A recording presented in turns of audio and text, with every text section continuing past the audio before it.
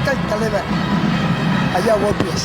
ஏன்னா அம்மா இருக்கும் போதே மறைமுகமாக கையை காமிச்சது ஐயா ஓபிஎஸ் மட்டும்தான். இப்போ ஐயாவே இருந்திருந்தாருன்னா அம்மாவோட ஆதரவு எப்பயுமே ஐயாவுக்கு தான். விசுவாசம் உள்ள தொண்டர்கள் மட்டும்தான் இருக்கிறாங்க. ஆளுங்களும் மக்களும் நல்லா இருந்திருப்பாங்க. எடப்பாடி வந்து காலில் விழுந்து தான் வந்து ஆட்சிக்கு வந்தார்.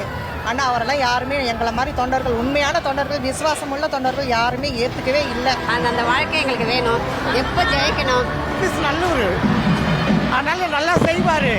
பணக்காரி யாரெல்லாம் பார்க்க மாட்டார். எல்லா மக்களும் ஒன்று நினைப்பார். நம்ம ஆட்சி வந்தால் தான் கொஞ்சத்துக்கு நாள் கொஞ்சம் பொம்பளைங்க ஏழைங்க இணையாட்ட அப்பாவிங்க இருக்கலாம். அவர் வந்து அம்மாவால் அறிவிக்கப்பட்ட 3 தடவை முதலமைச்சராக இருந்திருக்காரு.